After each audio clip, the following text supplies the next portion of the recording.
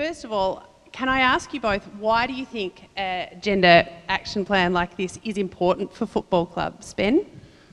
It's so important. I think, you know, listening to the speakers that came before us, Carl and Mary, you know, it really rang through to me how important it was, just because of, I suppose, the influence that we have. We're on people's TV sets every weekend as players, and the partners, obviously they're supporting us every step of the way. But I think, you know, we are followers at the end of the day. We watch the actions of us, and you know, as players we're role models in our community, and we've kind of got to come to terms with that pretty quickly. I mean, we get drafted as 18-year-olds, and we didn't really, you know, at no point did we sign up to be role models. That wasn't the first thing we were thinking about when we took on our role. But that's I suppose the role that we have to take on, and we have to realise that kids are watching us and our actions, and the actions of our football club as a whole, and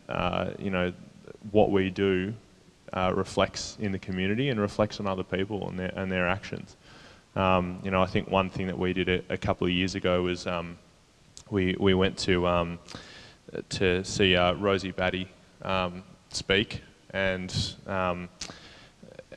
just seeing, I suppose, the effect that family violence had on Rosie, and it made us really think, and it was really sad, you know, and to meet her and to hear her story, but you know, how does it come to that? How does it come to the fact that we've got, on average, one woman a week murdered by their current or former partner in Australia? That's a ridiculous statistic.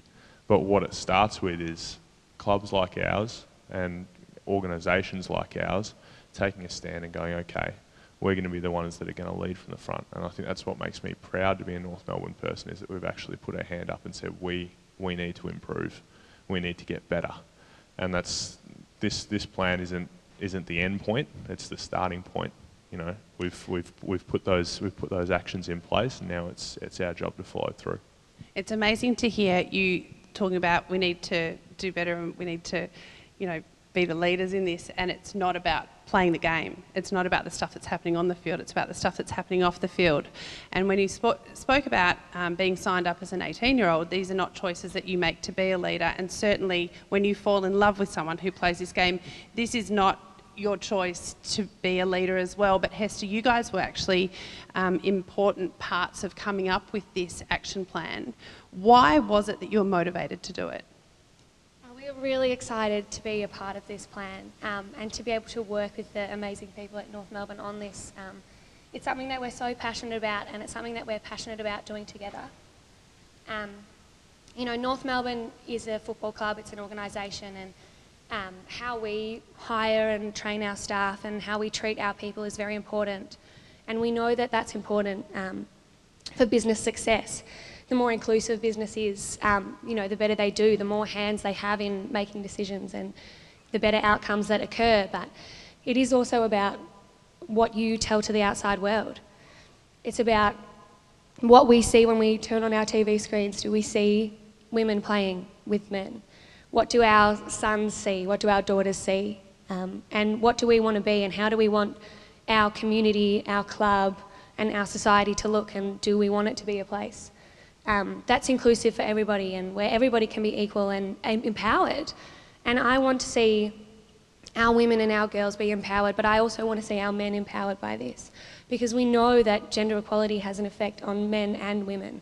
And I want to see men who know that there is bravery and strength in sharing their feelings, and that don't feel like they have to be closed off by these strict ideas of masculinity.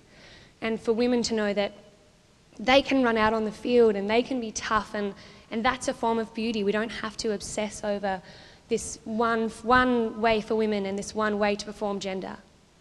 Yeah, for us, this story of us coming along to Melbourne Union playing football is a good one, because it's really just true.